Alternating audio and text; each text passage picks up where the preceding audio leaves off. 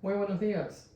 Los saludamos con mucho cariño y un especial saludo para todos los padres que hoy día celebramos el Día de los Padres en casi en la mayoría de los países de este mundo. Así que va para ustedes nuestro más sincero saludo y un deseo de que tengan un lindo día junto a sus familias. Contentos de estar nuevamente con ustedes. La palabra del Señor dice: Señor, no hay nadie como tú. Grande eres tú. Y grande y poderoso es tu nombre.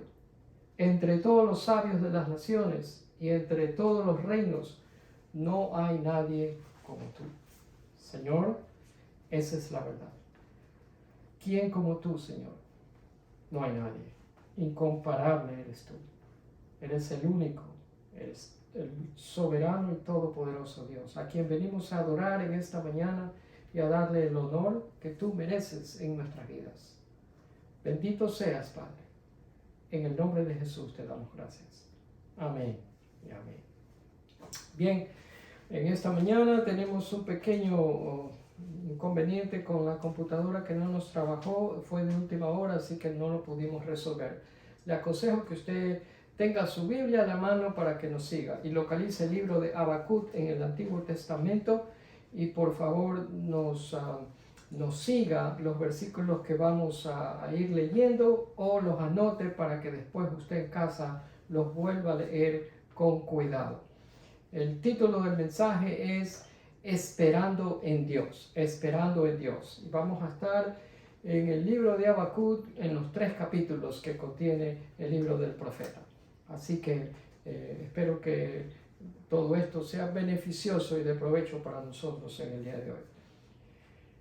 Ya que el título es Esperando en Dios, lo contrario de esperar es la impaciencia.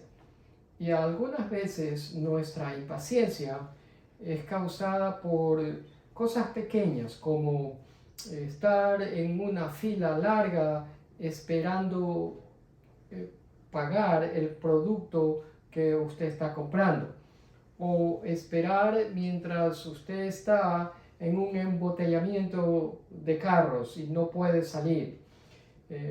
Esas son cosas pequeñas, pero otras veces nuestra renuencia a esperar se debe a obstáculos mucho más grandes, como por ejemplo esperando que un esposo regrese a casa o esperando que un hijo pródigo que se ha ido regrese también. Esperar que esa dolencia física o enfermedad sane o esperar que ese asunto financiero se resuelva. El profeta Habacuc tenía una profunda carga por la condición de la gente de Judá en aquella época y estaba esperando impacientemente a que Dios interviniera. ¿Qué pasó? El profeta cambió de perspectiva, hubo un cambio en él y hoy lo que vamos a ver es precisamente ese cambio de actitud en la vida del profeta Habacuc y veremos también la confianza del profeta en Dios, que representa un modelo que es digno de imitarlo de parte nuestra también. Algunas veces tenemos que admitir que nuestras más sinceras oraciones es como que rebotasen del tumbado de la casa y sentimos como que Dios no nos ha escuchado. Pero este pasaje que vamos a leer o estos versículos que vamos a leer en el libro de Habacuc describen que incluso en medio del silencio Dios está obrando su plan perfecto en nuestras vidas.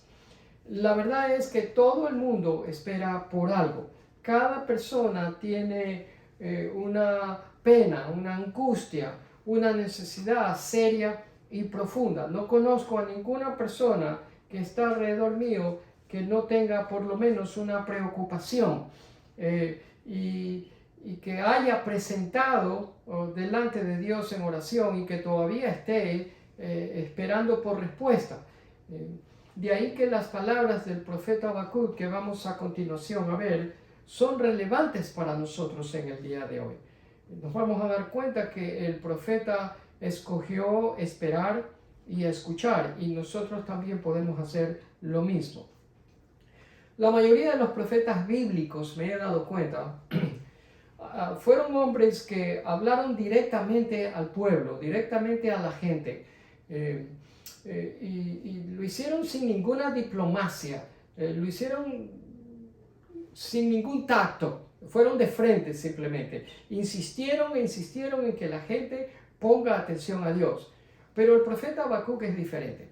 El profeta Habacuc no habla con nadie de gente, no insiste en que la gente ponga atención a Dios. Ese no es el caso de Habacuc. Habacuc, en cambio, insiste en que Dios ponga atención a la gente. ¿Se ve? Es al revés. En otras palabras, Habacuc conversa con Dios, le habla a Dios y utiliza las mismas palabras que nosotros en una conversación con Dios utilizáramos. Es decir, que Habacuc representa nuestra voz, es una voz como nosotros quisiéramos conversar con Dios, que refleja nuestra perplejidad y desconcierto. Habacuc articula muy bien ese rompecabezas de la vida con todos los eventos, circunstancias adversas, conflictos y aflicciones que nos presenta la vida, de tal manera que ellas hagan sentido para nosotros, porque a veces las cosas que nos suceden simplemente no lo hacen. Por lo tanto, el profeta habla de frente con Dios y le expresa su desaprobación, su malestar, e insiste a que Dios nos ponga atención a nosotros. Es curioso, pero eso es lo que pasa. Por eso es que es único este libro. Quizás sea el único profeta que hace eso.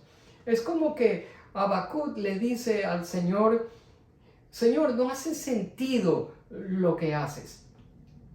Pero Habacuc incluso hace algo mucho más importante que simplemente decirle eso a Dios. Habacuc dice los versículos que encontramos en su libro que él espera y escucha. Dos verbos que indican acción: espera y escucha.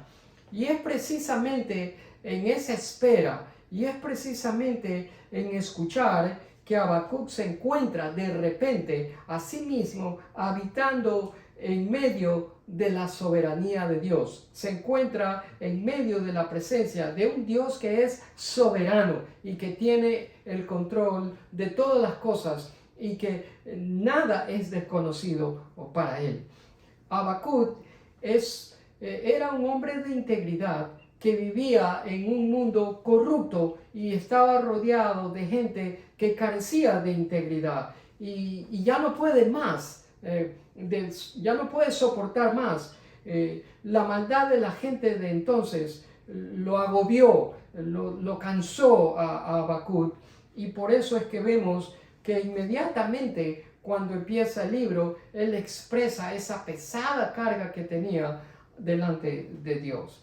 Por eso es que en el capítulo 1 de Habacuc, versículo 2, le dice, ni bien empieza a escribir Habacuc, le dice al Señor su queja: ¿hasta cuándo, Señor, he de pedirte ayuda sin que tú me escuches? Y luego le dice: ¿por qué ¿por qué me muestras el pecado y me haces ver tanta aflicción? Aquí vemos dos preguntas. ¿Hasta cuándo, Señor? ¿Hasta cuándo voy a clamar? ¿Hasta cuándo voy a suplicarte? Y tú no oyes, tú cierras tus oídos. ¿Y por qué esto? Le dice Habacuc. Y son dos preguntas que creo que toda persona que pasa por sufrimiento o aflicción o alguna necesidad o preocupación se ha preguntado. Y en el resto del capítulo 1 lo que vemos es un diálogo constante entre Habacuc y Dios. Es un diálogo de ida y venida, de ida y regreso.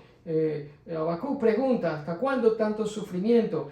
Mira, Señor, lo que está pasando. Esa es la pregunta que le hace, como que si Dios no supiera lo que estaba pasando en Judá. Dios le escucha a Habacuc y le responde. y le dice, Habacuc, yo tengo un plan.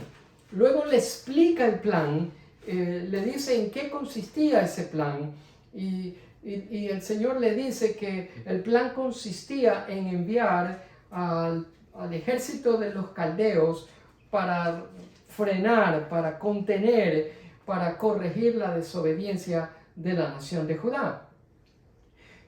Ahora, ¿quiénes eran los caldeos? El grupo terrorista ISIS usted los ve como personas crueles y salvajes, los caldeos eran mucho más. Era una gente perversa, era una gente sangrienta, eran una gente salvaje. Habacuc no podía creer que Dios hiciera algo así como lo que le estaba diciendo, que iba a enviar a los caldeos para traer disciplina a la gente de Judá. Y la reacción de Habacuc es exactamente la reacción que usted y yo hubiéramos tenido al oír que Dios va a hacer algo de esa clase. En cuántas ocasiones nosotros no podemos creer que Dios no haga lo que nosotros queremos que haga. Entonces le decimos, no puedo creer que tú no hagas esto, que tú sabes que yo necesito en este momento. Pero el Señor le explica a Habacuc que él, para poder entender lo que significa servir a un Dios soberano, la persona tendría que estar dispuesta a escuchar. Eso le dice Dios a Habacuc. Si tú quieres entender que yo soy un Dios que está en control de todos, aunque a ti te parezca que todo está descontrolado, tú tienes que aprender a esperar y a escuchar. Entonces recién te podrás dar cuenta que yo soy un Dios soberano y que está en control de todo, aunque parezca que todo está descontrolado. Espero que me esté haciendo entender. Luego, en Habacuc, capítulo 2, versículo 1, el profeta dice, subiré a mi torre de vigilancia y montaré guardia. Allí esperaré para ver qué dice el Señor y cómo responderá a mi queja. En otras palabras, él va a esperar, dice, y después va a ver lo que el Señor dice y cómo va a responder a mi queja. Es decir, que va a ver y a escuchar lo que el Señor tiene que responder a la queja que Habacuc había planteado en los primeros versículos del primer capítulo que se los acabo de leer hace un momento.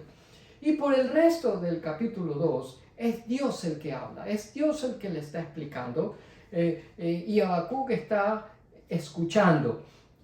Y después que Dios termina de explicarle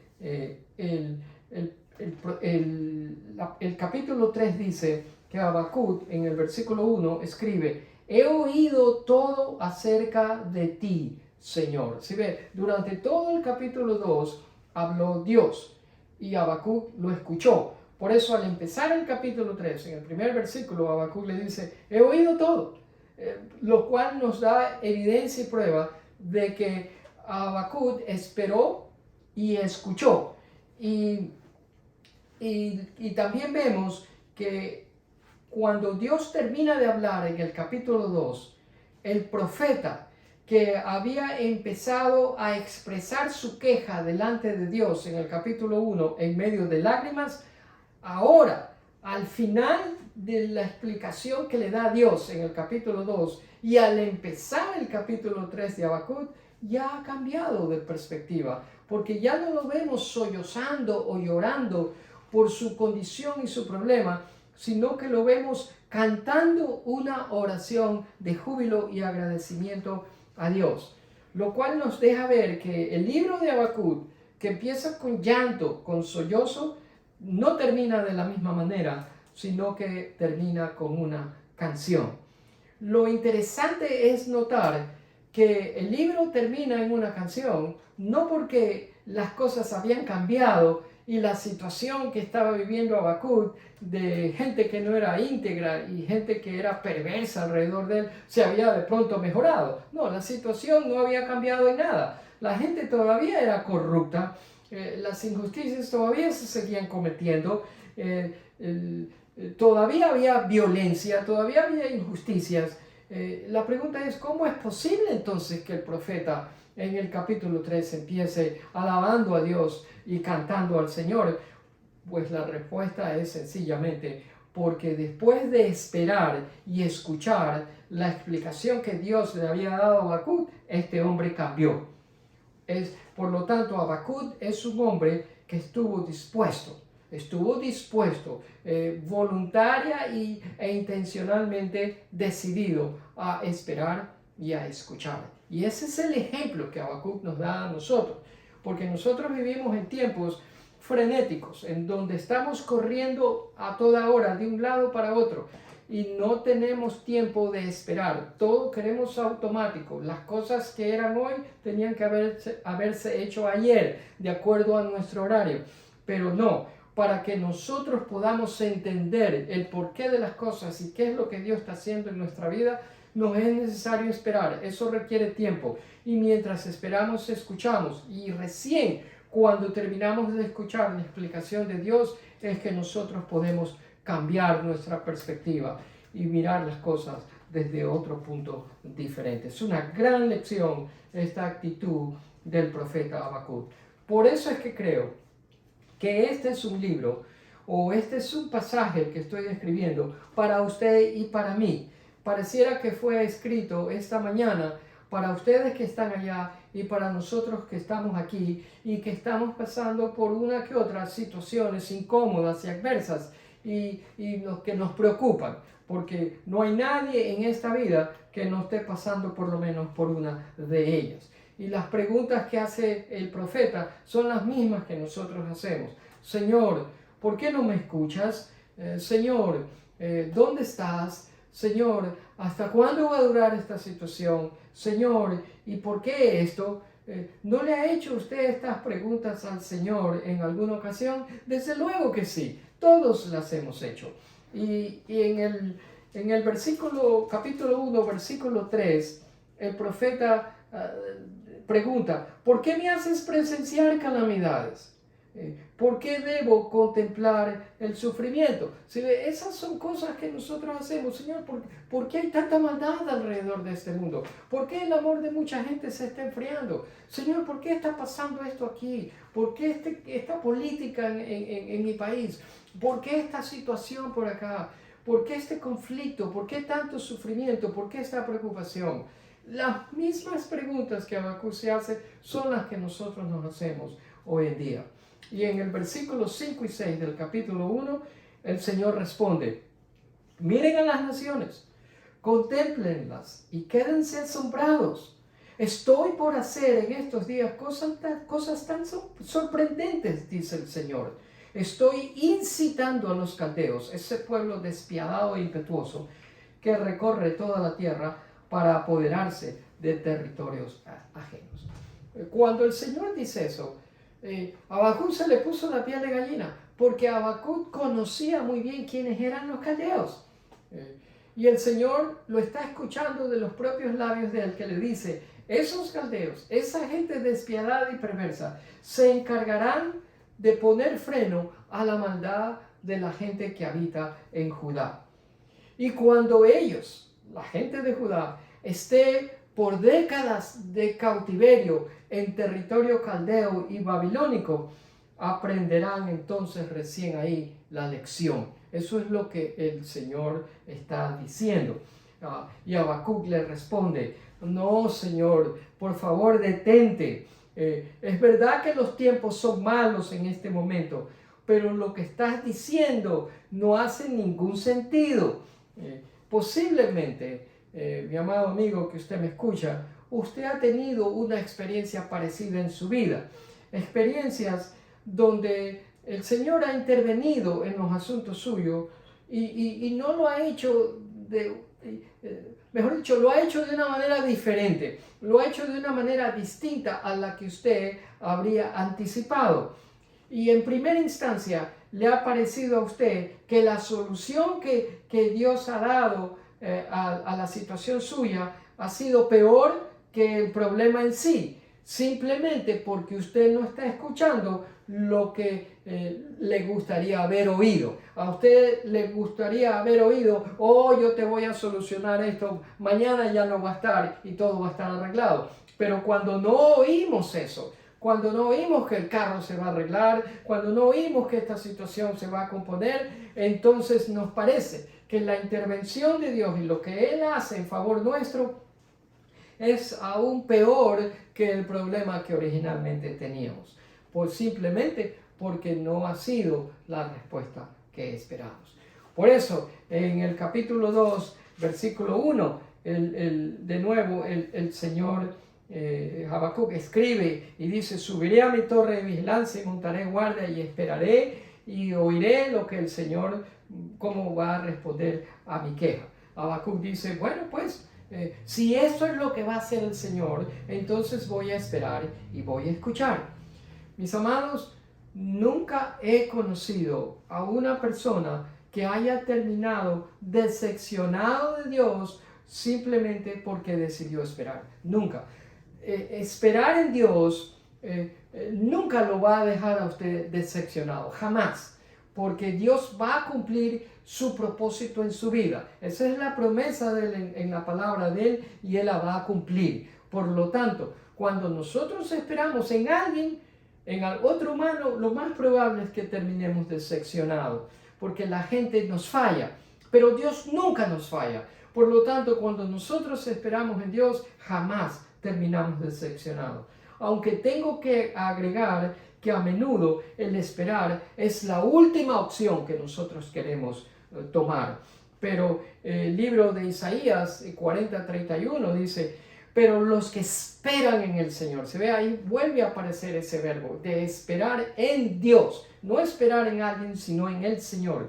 ¿Qué sucede a los que esperan en el Señor? Renovarán sus fuerzas, levantarán las alas como águilas, correrán y no se cansarán, caminarán y no se fatigarán. Si ves, es una tremenda, una gran promesa para usted que está esperando, y para mí también. Y en Habacuc 2:4 dice: el justo por la fe vivirá. Esto es quizás el versículo más importante de todo el libro de Habacuc.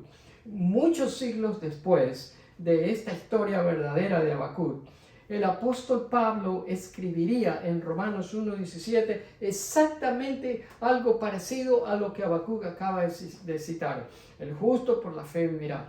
Y 1500 años después de Pablo, Martín Lutero, el gran reformista, luchando con sus propios pecados y con la depravación de él mismo, producto de sus pecados, encontraría en los escritos del apóstol Pablo la respuesta a la condición de su corazón. El Señor, en su misericordia, trajo a Martín Lutero a la fe. Y esa es, mis hermanos, la única manera en que usted y yo podemos acercarnos a Dios, no por obras de nuestra propia justicia, sino por fe. Y Dios le dice a Habacuc que últimamente Judá, habiendo aprendido la lección, saldría del cautiverio después de décadas, exactamente 70 años, para volver a ser una nación fuerte y temerosa de Dios. Dios da esa promesa y esa promesa se cumplió. El Señor destruiría a los caldeos más adelante y así mismo ocurrió de acuerdo a la historia. Por lo tanto, ¿qué hace Habacuc? Habacuc espera y escucha. Habacuc deja que Dios sea Dios, porque entiende que Dios es Dios y no él. Y nosotros también tenemos que hacer lo mismo. Estar convencidos de que Dios es Dios y yo no. Por lo tanto, dejemos que Dios haga y no nosotros. Y lo que hace Habacuc es observar y dejar que Dios haga su trabajo, porque Dios siempre sabe lo que está haciendo. Pues bien, le voy a dar un par de pautas o declaraciones que nos vienen bien adoptarlas cuando profesamos nuestra fe en un Dios que es soberano, porque de esto se trata. Habacuc profesó su fe: el justo por la fe vivirá, y Habacuc vivió por fe. No estaba viendo esas promesas hacerse realidad, pero las creyó. Eso es fe. Pero creyó en un Dios que es soberano, que estaba en control de esa situación por la que él estaba pasando y que había hecho esa promesa de rescatar a su pueblo, aunque ahora los estaba poniendo en disciplina. Pero Habacuc creyó que ese mismo Dios que los estaba refrenando su maldad y utilizando a un pueblo despiadado, se iba también de encargar de redimir a la nación de Judá más adelante. Eso solamente puede hacer un Dios soberano que ve el fin desde el principio y que sabe lo que está haciendo. Las pautas son las siguientes. La primera, Dios es capaz. Escríbalo. Dios es capaz. Yo no. Dios es capaz. Yo no. Se ve, Habacuc no podía cambiar su situación. Él no podía cambiar el corazón de la gente de Judá. Él no podía cambiar ni siquiera su propio corazón. Él no podía cambiar la situación en que estaba la nación, las injusticias, la violencia, la pecaminosidad que había entonces. Habacuc no podía hacer nada al respecto. De la misma manera nosotros. No importa la situación por la que estemos pasando, llámese conflicto, llámese sufrimiento, preocupación, producida por alguna persona, algún pariente, algún familiar o alguna situación externa a nosotros, no podemos hacer absolutamente nada por cambiar a esa persona ni a esa situación.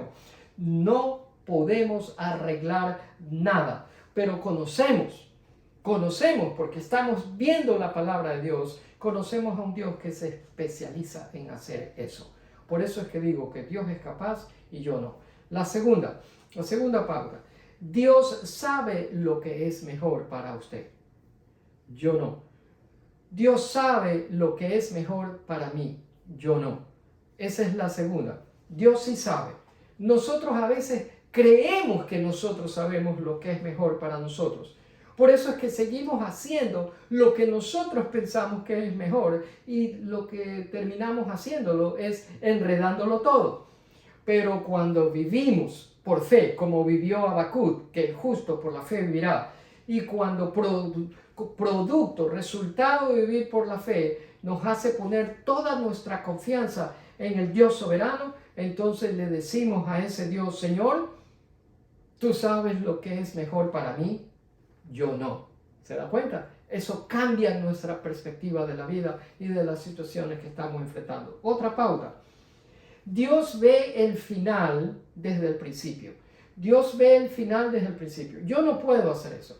Para ver el final desde el principio se necesita ser una persona infinita y Dios lo es. Yo no y usted tampoco. Somos seres finitos, por lo tanto, más allá de lo que nuestros ojos ven, nosotros no podemos ver, pero Dios ve el principio y ve el final. ¿Por qué? Porque Él es un Dios soberano. Él conoce todas las respuestas. Ningún problema queda sin solución para Dios. ¿Por qué? Porque Dios lo ve todo, tan sencillo como eso. Otra pauta. Dios hará su voluntad en mi situación. Yo no. Dios hará su voluntad en mi situación y en la suya también. Yo no y ni usted tampoco. ¿Qué ejemplo le doy? Lo mencioné al principio de este mensaje, al hijo pródigo. Pero el ejemplo es el padre del hijo pródigo. Cuando el hijo le dijo: déjame ir y dame mi parte de la herencia, el padre se la dio y lo dejó ir. ¿Por qué? Porque sabía que Dios iba a cumplir su perfecta voluntad en la vida de ese hijo y no él. Él no podía cambiar a su hijo. Él no pudo haberlo sermoneado, pudo haberle dicho cuánta cosa quiso para hacerlo, para convencerlo, para persuadirlo, disuadirlo de hacer eso, pero no lo hizo. Lo puso en las manos de Dios y se lo confió a él porque sabía que Dios iba a hacer su voluntad en la vida de ese muchacho y así fue. Así fue.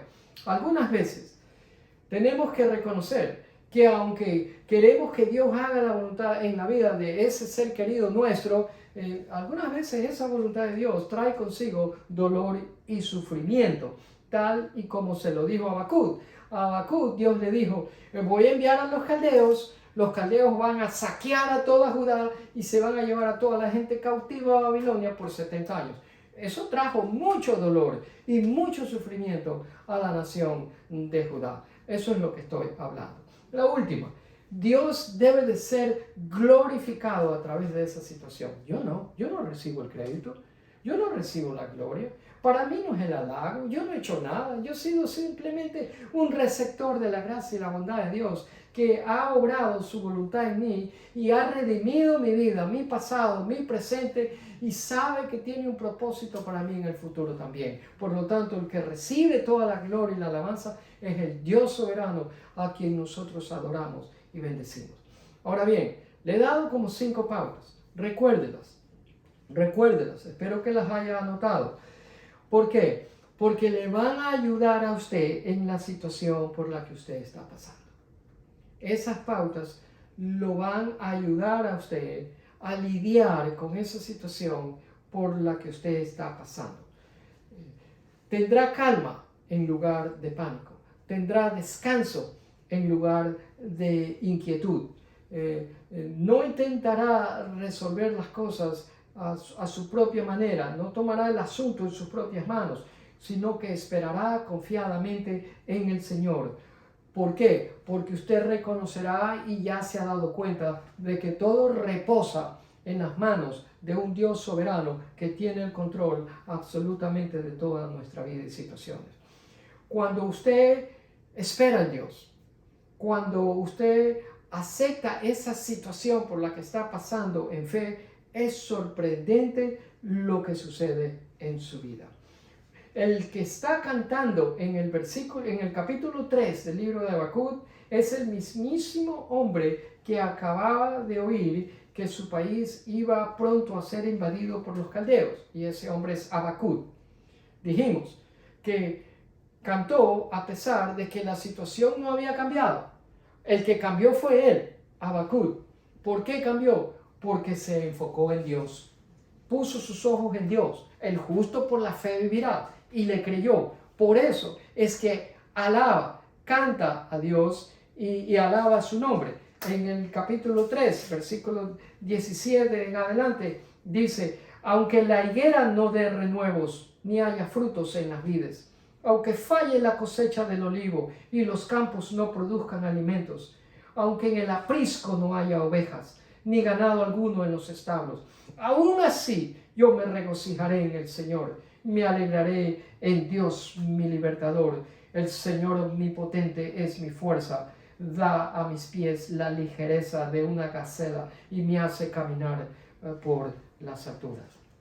Mis amados, mi oración es que mi esposa, mis hijos, mis nietos, yo y ustedes que me están viendo y escuchando, modelemos esto que acabamos de ver y escuchar en esta mañana en las vidas de nosotros, de tal manera que al margen de lo que estemos pasando, al margen de lo que tengamos que soportar, recordemos que todo viene de la mano de Dios y necesitamos confiarle para vivir por encima y más allá de esas circunstancias, creyéndole a Dios. El justo por la fe vivirá. Incline su rostro para orar.